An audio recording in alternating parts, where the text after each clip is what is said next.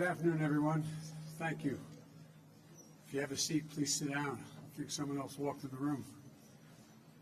Thank you very much for taking the time to be here. I think we can all agree that this has been a historic NATO summit. Some of the folks have been covering me for a while.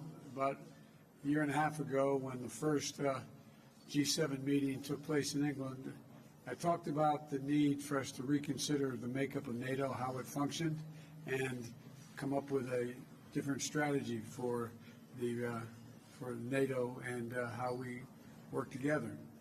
And in addition to that, we also talked about the G7 taking on additional responsibilities.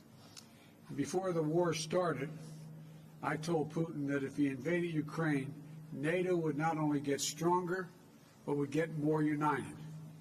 And we would see democracies in the world stand up and oppose his aggression and defend the rules-based order. And that's exactly what we're seeing today.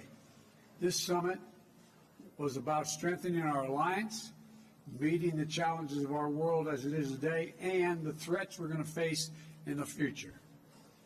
The last time NATO drafted a new mission statement was 12 years ago. At that time, it characterized Russia as a partner, and it didn't even mention China. The world has changed a great deal since then, and NATO is changing as well. At this summit, we rallied our alliances to meet both the direct threats of Russia poses to Europe and the systemic challenges that China poses to a rules-based world order. And we've invited 2 new members to join NATO. It was a historic act. Finland and Sweden, 2 countries with a long tradition of neutrality and choosing to join NATO. Some of the American press will remember when I got a phone call from the leader of Finland saying, could he come and see me? And he came the next day and said, will you support my country joining NATO? We got on the telephone. He suggested we call the leader of Switzerland. Switzerland, my goodness, I'm getting really anxious here about expanding NATO. Sweden. And what happened was, we got on the phone and she asked if she could come the next day to want to talk about joining NATO. Allies across the board are stepping up, increasing defense spending.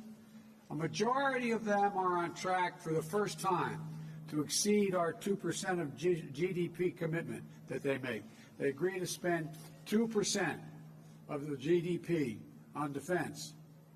Look, for example, Germany is committed to spending 2% going forward and announced a special fund for its military of more than $100 billion. Slovakia, the Czech Republic, and the Netherlands have announced they will also meet their 2% commitments. Poland, Romania, Estonia, Latvia, Lithuania are doing more than 2.5%, some as high as 3%. Together, deploying more assets and capabilities to bolster our alliances across all domains: land, air, sea, cyber, and space. We've reaffirmed that our Article 5 commitment is sacred, and an attack on one is an attack on all, and we will defend every inch of NATO territory. Every inch of NATO territory. For our part, the United States is doing exactly what I said we would do if Putin invaded. Enhance our force posture in Europe. We'll station more ships here in Spain. We're stationing more air defense in Italy and Germany. More F-35s in the United Kingdom. And to strengthen our eastern flank, new permanent headquarters for the Army 5th Corps in Poland. In addition, an additional brigade combat team positioned in Romania, and additional rotational deployments in the Baltic countries. Things are changing to adapt to the world as we have it today. And all of this is against the backdrop of our response to Russia's aggression and to help Ukraine defend itself. The United States is rallying the world to stand with Ukraine. Allies and partners around the globe are making significant contributions. Secretary Austin just brought together more than 50 countries, pledging new commitments. And this is a global effort to support Ukraine. Nearly 140,000 anti-tank systems, more than 600 tanks, nearly 500 artillery systems, more than 600,000 rounds of artillery ammunition, as well as advanced multiple launch rocket systems, anti-ship systems, and air defense systems. And again, the United States is leading the way. We provided Ukraine with nearly $7 billion in security assistance since I took office. The next few days, we intend to announce more than $800 million more, including new advanced Western air defense systems for Ukraine, more artillery and ammunition, counter battery radars, additional ammunition for the HIMARS multiple launch rocket system we've already given Ukraine, and more HIMARS coming from other countries as well. We also welcome for the first time our partners in the Indo-Pacific to participate in the NATO Summit. As I indicated to Putin, his action would cause worldwide response. Bringing together democratic allies and partners from the Atlantic and the Pacific to focus on the challenges that matter to our future and to defend the rules-based order against the challenges, including from China. In the G7 in Germany, we also launched what started off to be the Build Back Better notion, but it's morphed into the Partnership for Global Infrastructure and Investment to offer developing and middle-income countries better options to meet their urgent infrastructure needs. Because when the United States and G7 countries put skin in the game, it helps bring millions of dollars up to, before it's all over, up to possibly $1 trillion of private sector money off the sidelines. $600 billion in just the next few years.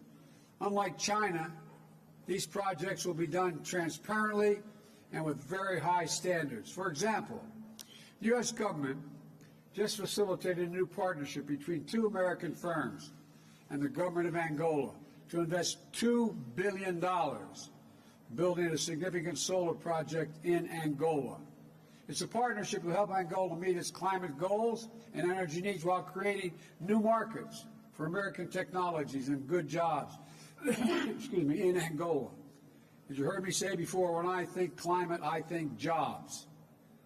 And the G7 also said we'd work together to take on China's abusive and coercive trade practices and rid our supply chains of products made with forced labor. We tasked our teams to work on the details of the price cap on Russian oil to drive down Putin's revenues without hurting Americans and others at the gas pump. We'll seek to use the funds from the tariffs on Russian goods to help Ukraine rebuild. We've committed more than $4.5 billion, more than half of that from the United States, to address food insecurity and the immediate crisis caused by the Russian war. At every step of this trip, we set down a marker of unity, determination, and deep capabilities of the democratic nations of the world to do what need be done. Putin thought he could break the transatlantic alliance. He tried to weaken us. He expected our resolve to fracture, but he's getting exactly what he did not want. He wanted the Finlandization of NATO. He got the NATOization of Finland. Let's think about this. That's what he thought. Now NATO and Sweden are closer than ever to joining, and this will occur. We're more united than ever. And with the addition of Finland and Sweden, we'll be stronger than ever. They have serious militaries, both of them. We're going to increase the NATO border by 800 miles along the Finnish-Russian border. Sweden is all in. The point is, we're meeting the goals I set out when the first G7 meeting. We're moving to a place that reflects the realities of the second quarter of the 21st century. And we're on the verge of making significant progress. Now I'll be happy to take your questions. And the first question, I'm told, is Darlene Superville from the Associated Press.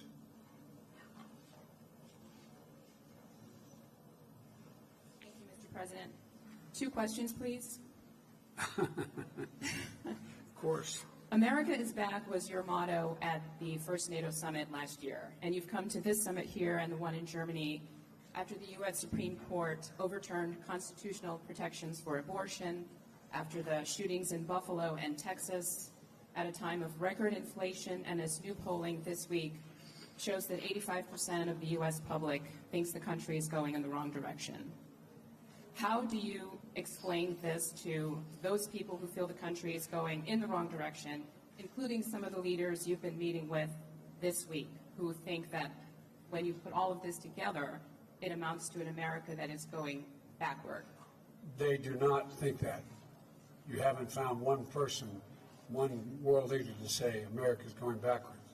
America's better positioned to lead the world than we ever have been. We have the strongest economy in the world. Our inflation rates are lower than other nations in the world.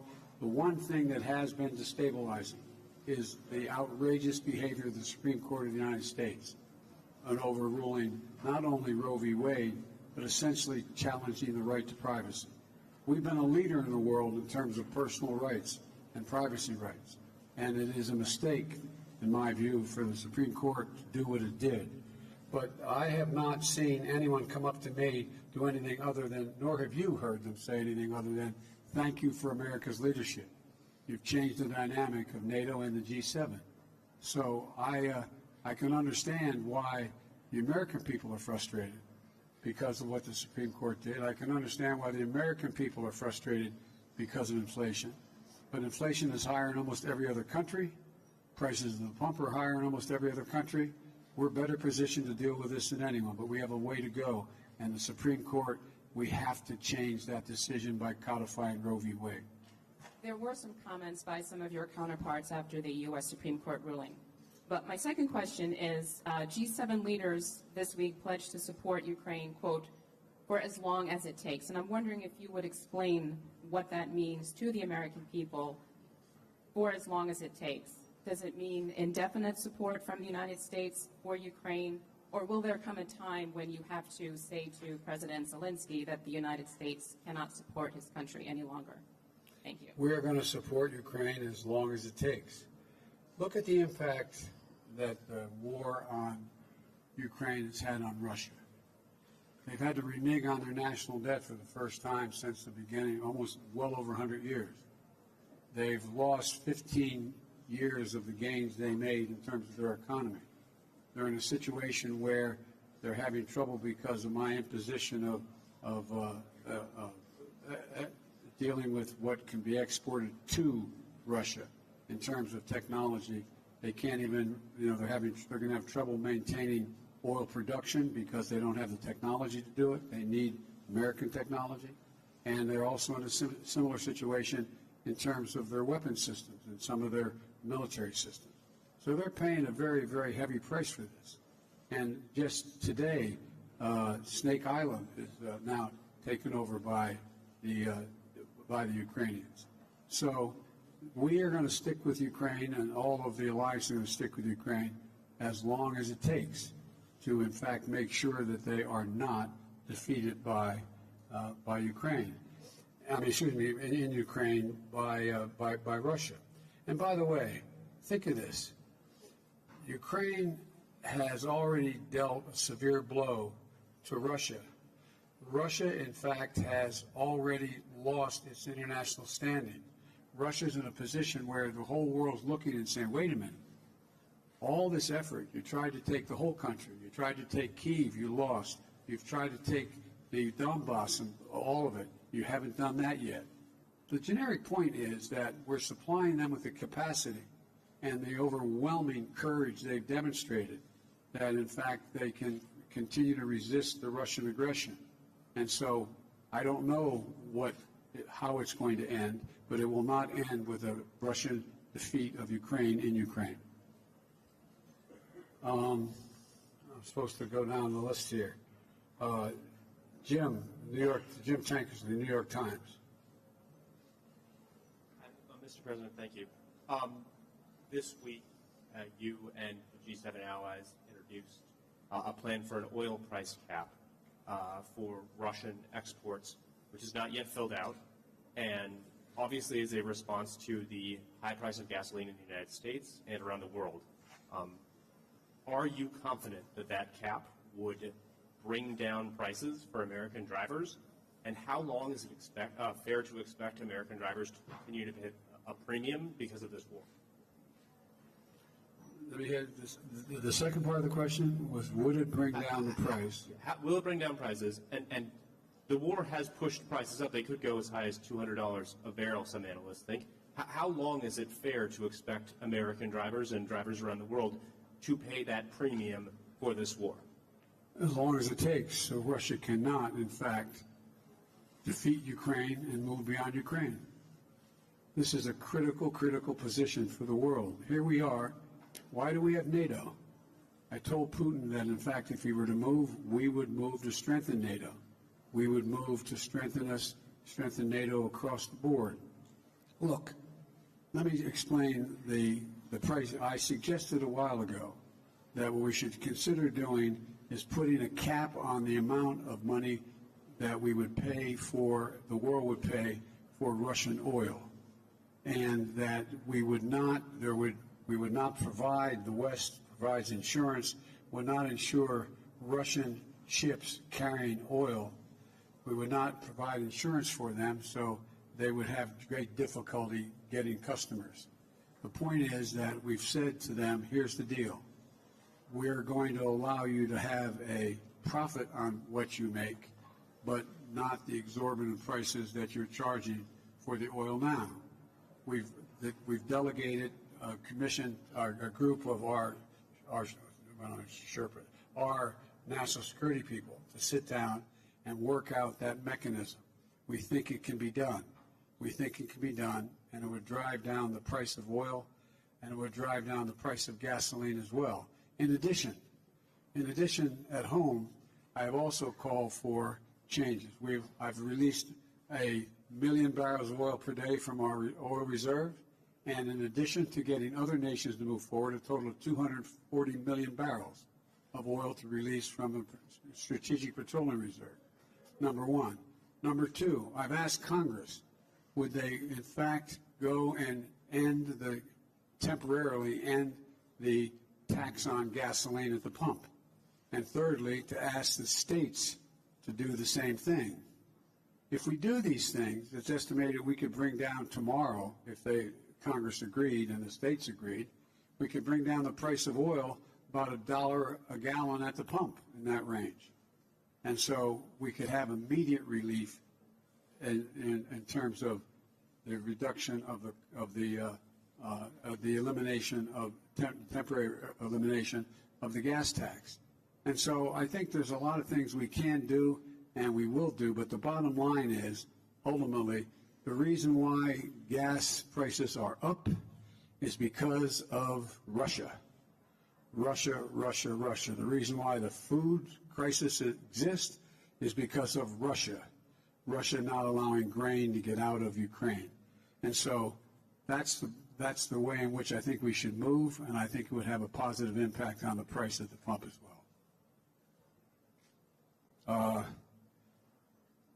Jordan Fabian, Bloomberg.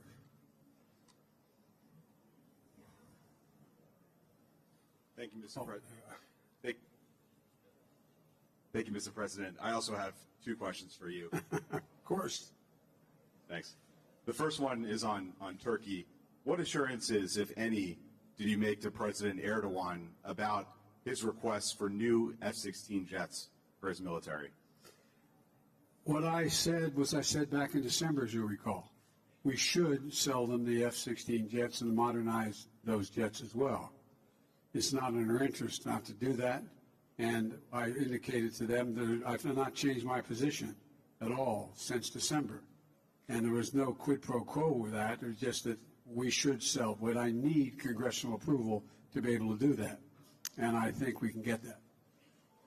My second question is on your trip to Saudi Arabia, which is coming up next month.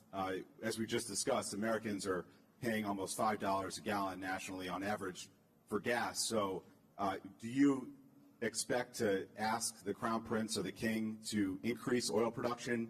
And if so, how will you balance that with your desire to hold them accountable for their human rights abuses? Well, first of all, that's not the purpose of the trip. The purpose of the trip, first of all, I'm starting off on that trip in Israel. The Israelis believe it's really important that I make the trip. In addition to that, what we're trying to do is that G7, it's the Gulf states plus 3. And so I'm sure that it's in Saudi Arabia, but it's not about Saudi Arabia. It's in Saudi Arabia. And so there's no commitment that is being made, or I'm not even sure. I guess I will see the king and the crown prince, but that's not the meeting I'm going to. They'll be part of a much larger meeting. And what we're talking about in dealing with that trip is that before I go, I'm, as I said, going to Israel to meet with the Israeli leaders to affirm the unbreakable bond Israel and the United States have. And part of the purpose is the trip to the Middle East is to deepen Israel's integration into the region, which I think we're going to be able to do, and which is a good for peace and good for Israeli security. And that's why Israel leaders have come out so strongly for my going to Saudi. But the overall peace here is we're also going to try to reduce the deaths and the war that's occurring. I mean, there's a whole range of things that go well beyond anything having to do with Saudi in particular. But if you were to see the crown prince or the king, would you ask them to increase oil production? No, I'm not going to ask them. I'm going to ask, all the Gulf states are meeting. I've indicated to them that I thought they should be increasing oil production generically, not to the Saudis particularly. And I think I hope we see them in their own interest concluding that makes sense to do. And, they have real concerns about what's going on in Iran and other places in terms of their security as well, all of them.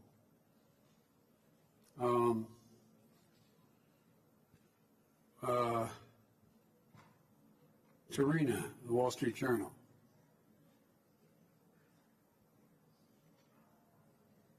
Thank you, Mr. President. I'm going to keep the trend and also ask 2 questions, if that's okay. One on the summit and one domestic question. On the summit, you just said that there would be another round of security assistance for Ukraine. After hearing President Zelensky's assessment that the war needs to end before the winter, are you changing your calculation in terms of the pace of the assistance and what kind of assistance you're sending to Ukraine? No, the war could end tomorrow, by the way, if Russia stops its irrational behavior. So, when the war will end, I hope it ends sooner than later. But for it to end, they have to be in a position where the Ukrainians have all that they can reasonably expect, we can reasonably expect to get to them in order to provide for their physical security and their defenses.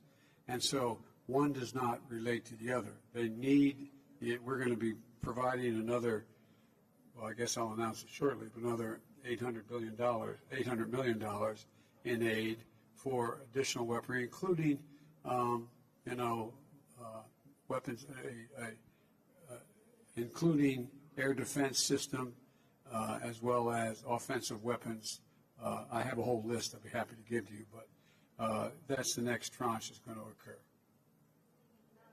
And on the domestic question, sir, what further specific executive actions are you considering in response to the Roe ruling, and would you declare a public health emergency, as several Democrats are calling on you to do? I'll be happy to go in detail with you on that. I'm having a meeting with a group of governors when I get home on Friday, and I'll have announcements to make then. But the first and foremost thing we should do is make it clear how outrageous this decision was and how much it impacts not just on woman's right to choose, which is a critical piece, but on privacy generally. And so I'm going to be talking to the governors as to what actions they think I should be taking as well. And but the most important thing to be clear about is we have to change. I believe we have to codify Roe v. Wade in the law, and the way to do that is to make sure the Congress votes to do that. And if the filibuster gets in the way, it's like voting rights. It should be we provide an exception for this require an exception to the filibuster for this action to deal with the Supreme Court decision. Hang on, I got one more here. Kelly O'Donnell, NBC. Thank you, Mr. President. Well, you just made some news saying you would support changing the filibuster rules to codify abortion rights broadly across the country. Right to privacy, not just abortion rights, but yes, abortion rights. Can you describe for us, sir, many Americans are grappling with this. What is your sense today about the integrity and the impartiality of the Supreme Court? Should Americans have confidence in the court as an institution?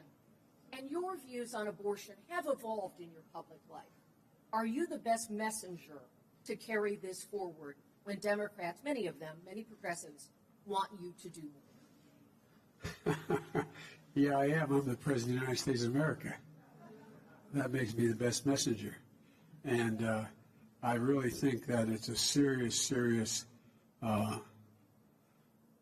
problem that the court has thrust upon the United States, not just in terms of the right to choose, but in terms of the right to who you can marry, the whole range of issues relating to privacy. And I have written way back a number of law review articles about the Ninth Amendment and the 14th Amendment and why the privacy is considered as part of a constitutional guarantee. They've just wiped it all out. And so I'm the only president they got, and I feel extremely strongly that I'm going to do everything in my power, which I legally can do in terms of executive orders, as well as push the Congress and the public. The bottom line here is, if you care, if the polling data is correct, and you think this decision by the court was an outrage or a significant mistake, vote. Show up and vote. Vote in the off year and vote, vote, vote. That's how we'll change it. All right, guys. No, there's no such thing as a quick one. I'm out of here. Thank you all very much.